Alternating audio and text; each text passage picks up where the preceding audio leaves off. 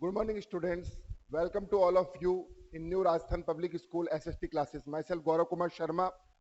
Dear students, हम 9th class में book 4 economics का चैप्टर नंबर फर्स्ट पढ़ रहे हैं. बुक 4 अपनी चल रही है इकोनॉमिक्स, और इसके फर्स्ट चैप्टर को हम लास्ट 2 क्लासेस के अंदर अच्छे से डिस्कस कर चुके हैं. आज की क्लास में, क्लास नंबर 3 में, हम इसके क्वेश्चन आंसर डिस्कस करेंगे. अच्छे तरीके से डिस्कस करेंगे एक एक क्वेश्चन को, और उसके बाद अगर टाइम रहा तो हम फिर अगले टॉपिक की तरफ आएंगे जो उसका दूसरा चैप्टर है. देखिए, क्वेश्चन आंसर की जब बात आई है तो 2-3 चीजें जो कि मैं पहले भी बता चुका हूं, आपको रिपीट कर दूं एक बार. क्वेश्चन आंसर्स के लिए इसमें आपके 5 सेक्शंस हैं: history, geography, economics, civics and Rajasthan studies. इसमें आपको हिस्ट्री की और ज्योग्राफी की एक कॉपी बनानी है, बाकी इकोनॉमिक्स, सिविक्स और राजस्थान स्टडीज की एक कॉपी बना लेना. 250 पेजेस तक की A4 साइज की कॉपी बना लें आप. इसके अलावा एक क्लास कॉपी बनाएं, उसमें जो मैं एक्स्ट्रा चीजें बता रहा हूँ, नोट्स बता रहा हूँ, वो आप अपडेट करें. जो आंसर राइट करने को दे रहा हूँ वो आप राइट करें. ये पैटर्न. अब हम आते हैं आपके क्वेश्चन आंसर्स की तरफ. होमवर्क आपका चेक होगा, ऑफलाइन क्लासेस स्टार्ट होगी तब आपको होमवर्क चेक होगा. एक्सरसाइजेस की तरफ आते हैं बच्चों.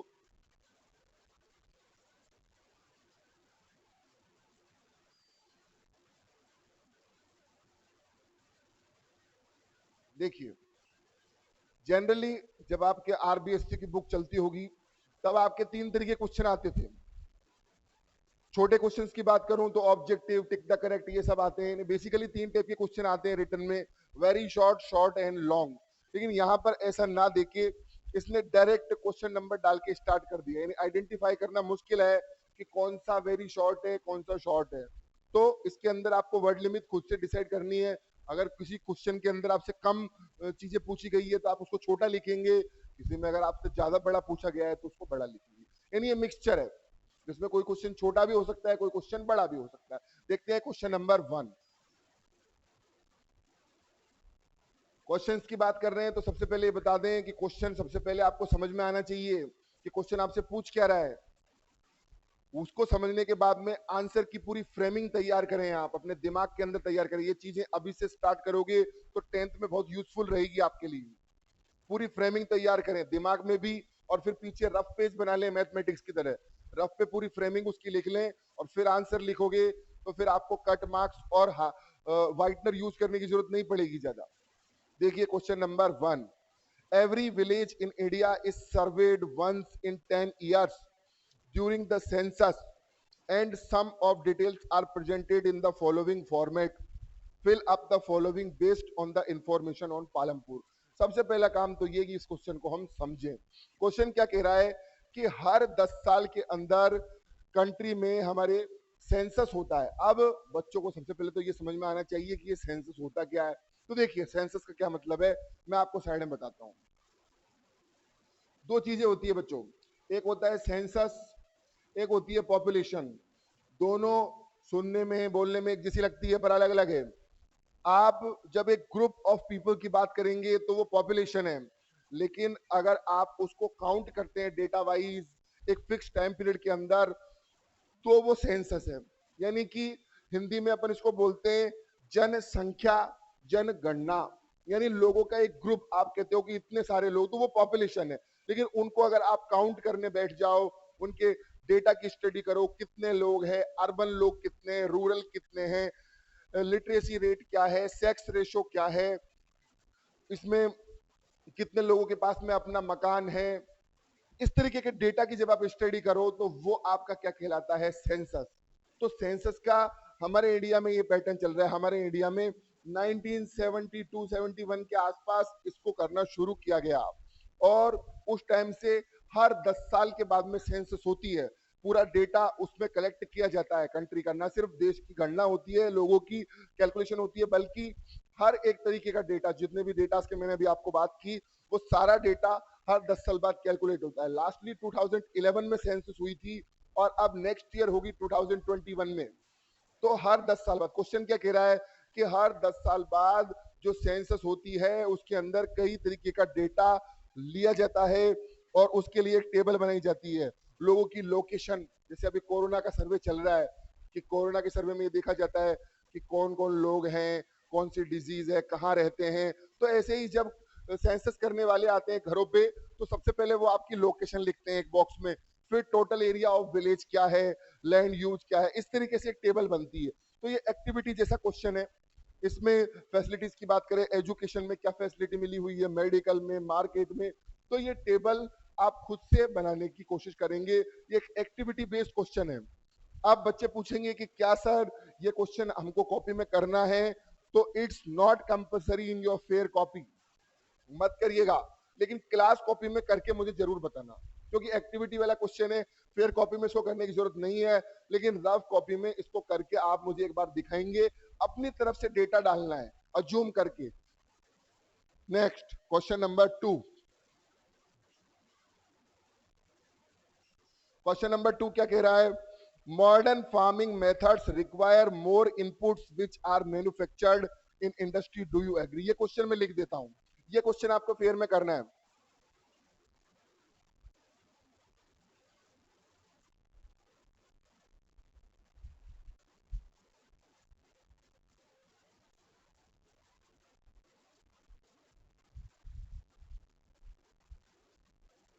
Modern farming methods require more inputs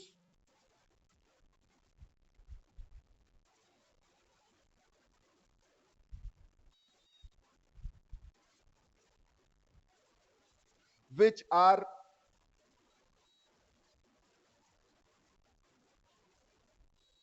manufactured in industry।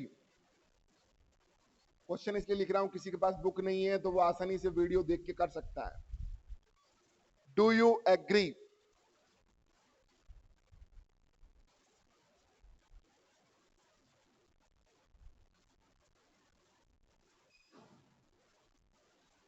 देखिए क्वेश्चन का मतलब क्या है, सबसे पहले हम इसका मतलब समझेंगे और फिर इसका आंसर हम लिखेंगे। देखिए मतलब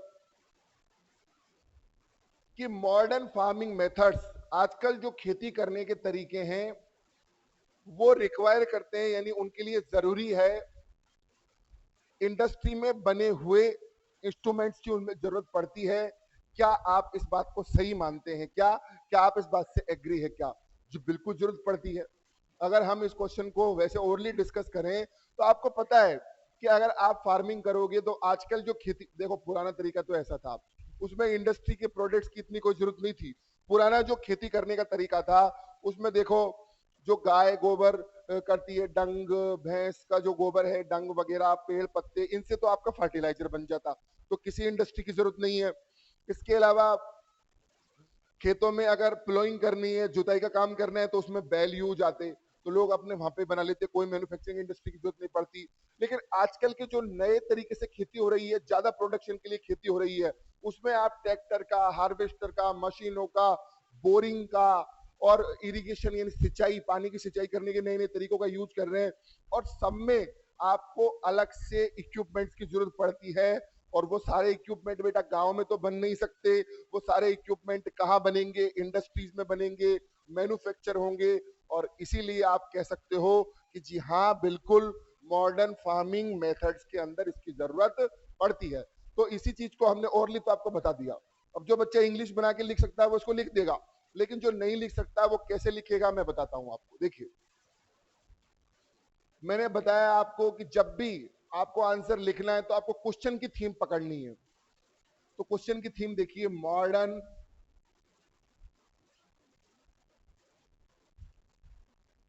farming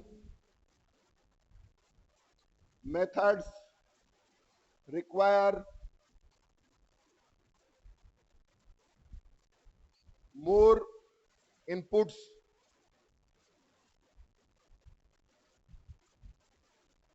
which are manufactured in industry। इससे पहले आप यस लगा दें कि हाँ जरूरत पड़ती है। Yes, modern farming methods require more inputs which are manufactured in industry, full stop, as like, या फिर फॉर एग्जाम्पल ट्रैक्टर। मैंने आपको बताया जब भी आपको आंसर देना है एग्जाम्पल के साथ उसको जस्टिफाई कीजिए आप, तो बिल्कुल सही रहेगा, आपका आंसर एक्यूरेट रहेगा। ट्रैक्टर, हार्वेस्टर, मशीन्स,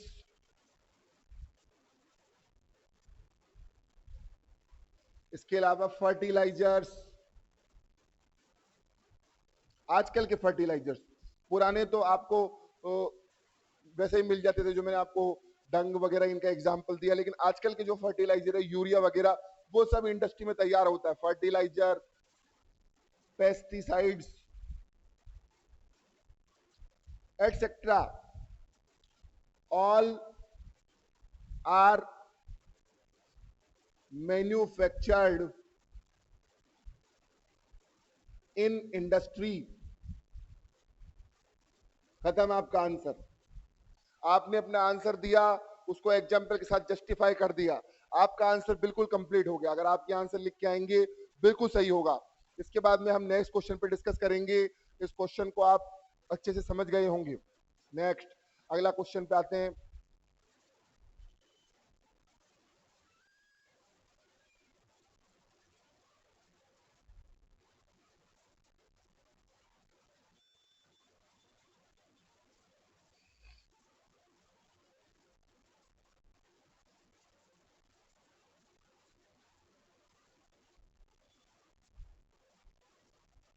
देखिएगा नेक्स्ट क्वेश्चन,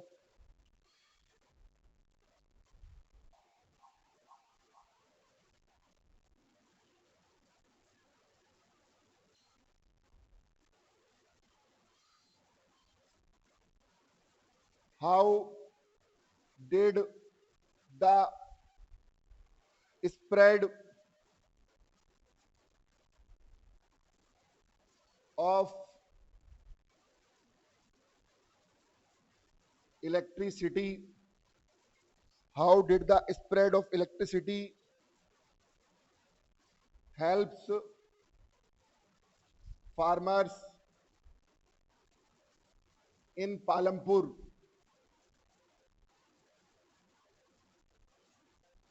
देखिए क्वेश्चन का मतलब समझेंगे सबसे पहले और फिर इसका हम आंसर देंगे।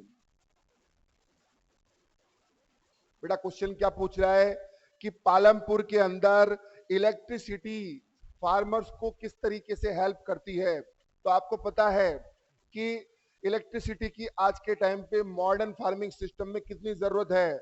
इलेक्ट्रिसिटी होती है तो वहां पर कई मशीनें चलती है, खासतौर से बोरिंग सिस्टम, इरिगेशन का जो सिस्टम है, फवारे वाला सिस्टम, ड्रिप इरिगेशन, और खासतौर से बोरिंग सिंचाई का जो सिस्टम है वो किससे चलता है? इलेक्ट्रिसिटी से।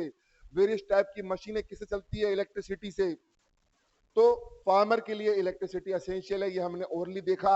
इस आंसर को आप रिटन फॉर्म में कैसे लिखेंगे देखिए। क्वेश्चन की थीम पकड़िए, हाउ को हटाइए, the spread of electricity helps farmers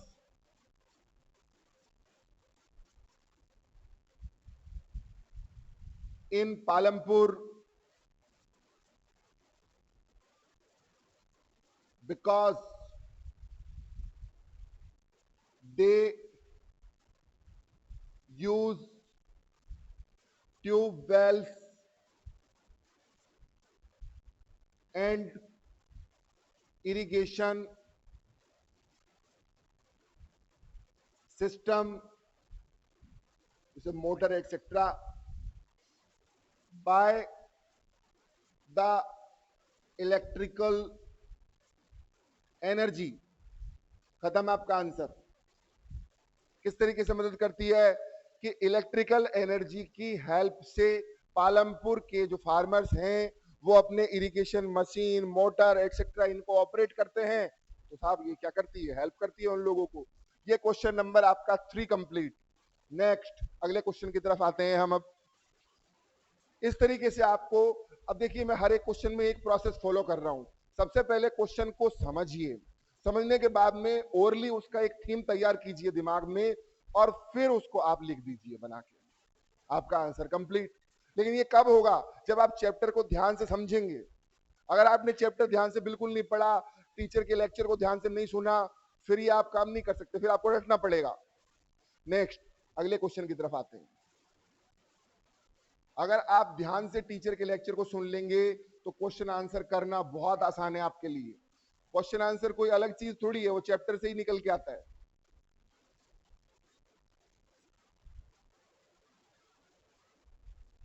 question number 4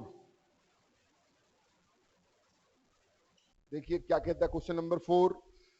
is it important to increase, is it important to increase the area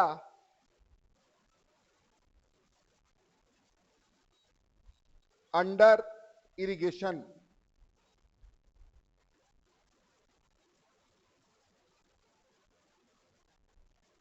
और फिर उसने आगे आपसे पूछ लिया व्हाई, क्यों। देखिए क्वेश्चन का मतलब समझते हैं। सबसे पहले क्वेश्चन क्या पूछ रहा है आपसे कि क्या इरिगेशन के अंदर आने वाला एरिया बढ़ाने की जरूरत है, और आखिर है तो क्यों है। क्वेश्चन हमको समझ में आया, बिल्कुल जरूरत है। और इसका मेन कारण है पॉपुलेशन। पॉपुलेशन, मैंने कहा हर एक प्रॉब्लम का कारण आपका पॉपुलेशन तो निकल के आएगा ही। पॉपुलेशन बढ़ रही है तो लोग बढ़ रहे हैं, लोग बढ़ रहे हैं उनकी डिमांड बढ़ रही है, डिमांड बढ़ रही है तो उनको प्रोडक्शन बढ़ाना है, और अगर प्रोडक्शन बढ़ाना है तो इरिगेशन के सोर्सेज तो ज्यादा होने ही चाहिए ना। और इरिगेशन के सोर्सेज ज्यादा कब होंगे? जब इरिगेशन के लिए आपके पास में एरिया होगा।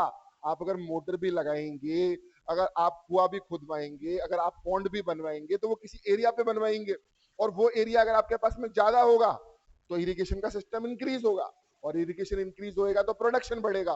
तो क्लियर आंसर आपको इसमें समझ में आ रहा है। अब इसको अपन रिटर्न फॉर्म में करते हैं। देखिए बच्चों, ये होती है एप्लीकेशन। सबसे पहले स्टडी, और उसके बाद में उस चीज को अप्लाई करना आपको आना चाहिए। सिर्फ कोरी स्टडी से आप कुछ नहीं कर सकते। स्टडी करिए और फिर उसको आंसर्स में, प्रैक्टिकल्स में अप्लाई करना सीखिए। देखिए क्वेश्चन की थीम पकड़ के चलते हैं। इट इज से उठाइए। It is important to increase the area under irrigation.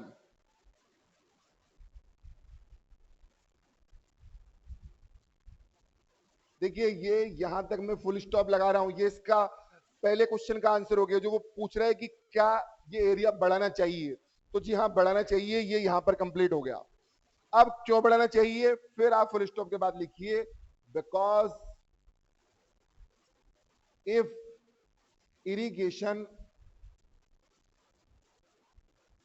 irrigational area will increase, then production and income will increase of farmers according to population growth।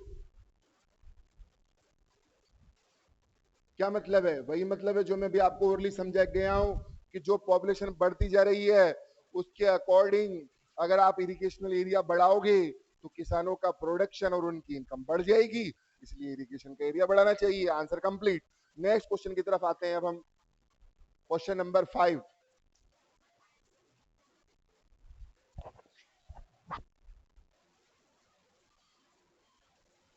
मैं समझता हूं जिस हिसाब से मैं एक एक लाइन, एक एक क्वेश्चन आपको बता रहा हूं, इसके बाद में कोई गुंजाइश, कोई डाउट रहना नहीं चाहिए। और अगर फिर भी रहता है तो आप बेशक ऑफलाइन क्लासेज जब स्टार्ट होंगी आप बिल्कुल पूछ सकते हैं। एक एक लाइन से आप पूछ सकते हैं, कोई प्रॉब्लम नहीं है। वैसे मैं खुद से ही आपको एक एक चीजें क्लियर करा के चल रहा हूं। अगर कोई ग्लॉसरी भी आ रही है साइड में तो वो ग्लॉसरी भी मैं क्लियर करवा रहा हूं। नेक्स्ट क्वेश्चन देखते हैं अपन, question number 5।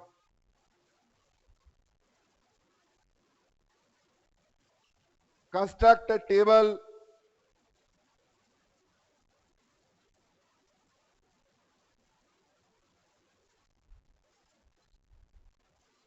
on the distribution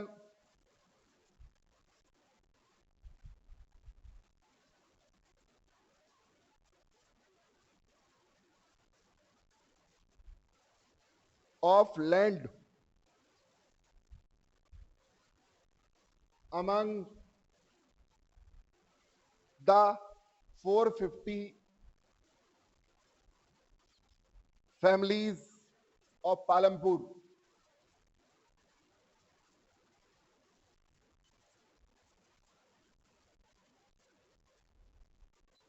देखिए, ये अच्छा क्वेश्चन है, ये प्रैक्टिकल क्वेश्चन है एक तरीके से। आपको इसका आंसर देना है टेबल बना के, और वो टेबल उसने चैप्टर में भी बना रखी है।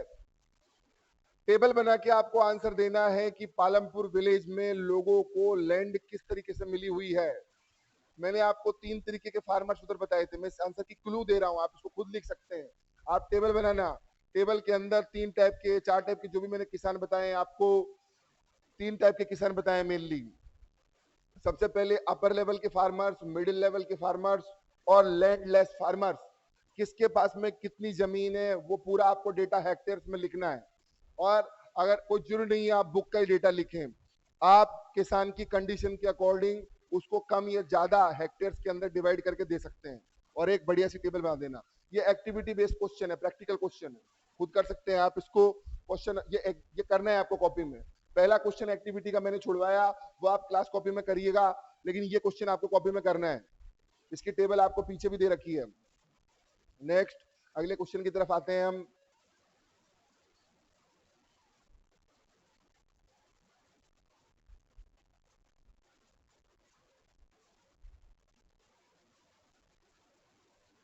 Question number 6,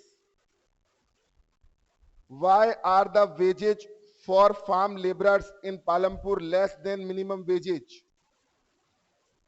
Why are the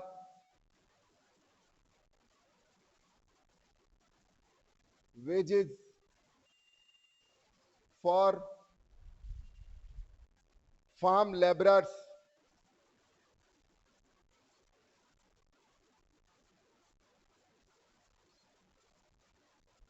in Palampur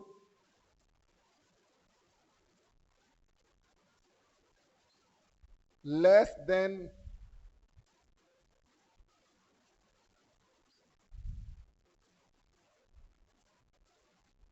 minimum wages? बच्चों सबसे पहले क्वेश्चन का मतलब समझते हैं, उसके बाद में इसके आंसर भी डिस्कस करेंगे। देखिए क्वेश्चन का मतलब क्या है। क्वेश्चन ये कह रहा है कि पालमपुर विलेज में कई खेतों पर जो किसान मजदूर लगे हुए हैं उनकी इनकम मिनिमम जो सैलरी किसी को मिलनी चाहिए उससे भी कम क्यों है। तो बेटा इसके 2 कारण हो सकते हैं। पहला कारण तो ये कि खेतों में ज्यादा प्रोडक्शन ही ना हो। अगर ज्यादा प्रोडक्शन नहीं होगा तो जिसकी जमीन है वो ज्यादा आपको लेबरिंग दे नहीं सकता। दूसरा रीजन,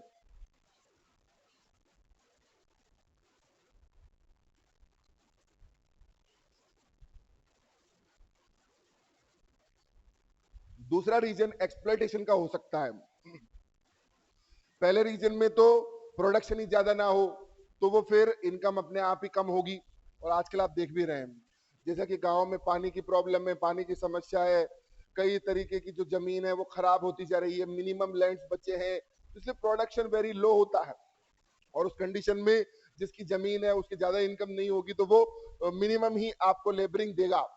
लेकिन दूसरा कारण एक्सप्लॉयटेशन का भी हो सकता है, जहां प्रोडक्शन तो अच्छा खासा हो रहा है लेकिन जिसका खेत है वो ज्यादा उसमें से शेयर रख रहा है और उसको जो वहां पे मजदूरी करने आ रहा है उसको कम दे रहा है। तो 2 रीजन इसके हो सकते हैं। इस तरीके से इसका आंसर लिखेगा आप। देखो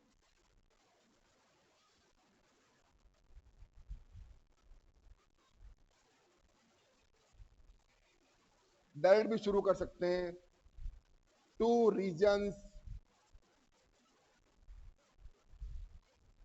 में पॉसिबल ऑफ लेस वेजेज। इधर मैंने क्वेश्चन की थीम अलग तरीके से उठाई और इस तरीके से शॉर्टली भी लिख दिया। टू रीजन्स में possible of less wages. Reason number 1 low production in farms, और दूसरा एक्सप्लॉइटेशन बाय लैंडलॉर्ड। लैंडलॉर्ड अगर एक्सप्लॉइटेशन कर रहा है तो फिर कम मिलेगा, और अगर प्रोडक्शन ही कम हो रहा है तो फिर कम मिलेगा। तो ये दो चीजें आपकी हो गई। क्वेश्चन नंबर 6 खत्म। Next question 7।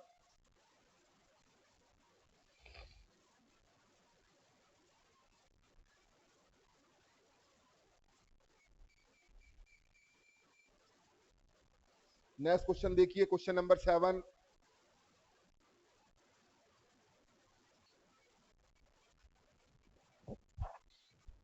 In your region talk. देखिए ये एक्टिविटी बेस्ड क्वेश्चन है, प्रैक्टिकल क्वेश्चन है, तो ये आपको कॉपी में नहीं करना, ये प्रैक्टिकली करना है। क्वेश्चन नंबर 1 और 7 मैंने कटवाया क्योंकि ये एक्टिविटी वाले क्वेश्चन है। क्वेश्चन 7 स्टडी कीजिए। इन योर रीजन, आपके एरिया में, टॉक टू लाबरर्स, अपने यहाँ के दो किसान मजदूरों से बात कीजिए। चूज आइदर फार्म लेबरर और working at construction sites, what wages do they get. और उसमें से एक किसान ऐसा चुनिए जो कि कंस्ट्रक्शन साइट पे काम करता है, उसको क्या वेजेस, क्या तनख्वाह मिल रही है। Are they paid in cash और काइंड, क्या उनको कैश में पेमेंट मिल रहा है, चेक में मिल रहा है, ऑनलाइन मिल रहा है, कैसे मिल रहा है, ये आप पता कीजिए। Do they get work regularly, क्या उनको रेगुलर बेस पे रखा गया है या फिर इरेगुलर बेस पे रखा गया है, अनऑर्गेनाइज सेक्टर में है वो। आर दे इन डेब्ट, क्या उनका कुछ पैसा मतलब डेब्ट के अंदर चल रहा है। ये सारी चीजों का आप इधर डेटा बनाएंगे। तो प्रैक्टिकल क्वेश्चन है, ये कॉपी में नहीं करना। क्वेश्चन नंबर 8 देखिएगा। What are different ways of increasing production at the same piece of land?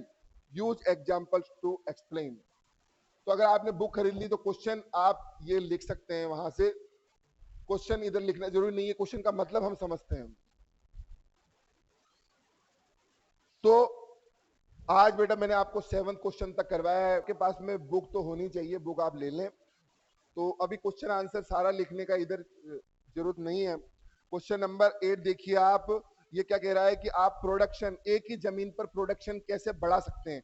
तो ये मैंने जब आपको चैप्टर पढ़ाया था तो उधर बताया था कि सेम लैंड पर ज्यादा क्रॉप प्रोडक्शन कैसे करेंगे। डाइवर्सिफाइड लैंड्स, मतलब एक ही जमीन पर अलग अलग तरीके की फसलें उगाइए, ऑर्गेनिक फार्मिंग कीजिए, और जमीनों को, जो खराब जमीन है, खराब लैंड से, उसको सही बनाने की कोशिश कीजिए। ये सारा इसका आंसर है। Question number 9 describe the work of a farmer with 1 hectare of land.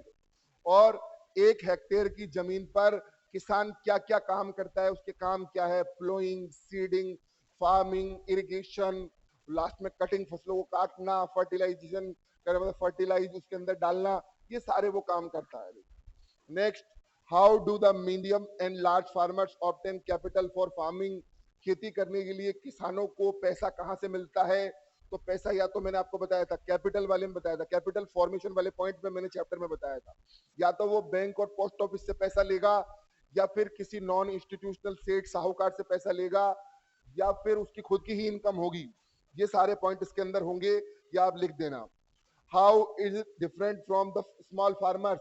Small farmer, उसको तो लोन लेना पड़ेगा, लेकिन जो बड़ा फार्मर है उसके पास में अपनी सेविंग्स होगी, वो उससे काम चला लेगा, उसी की इनकम होगी। Next question 11, on what terms did Savita get. Savita की स्टोरी आई थी उसमें, तो Savita get a loan from Tejpal Singh.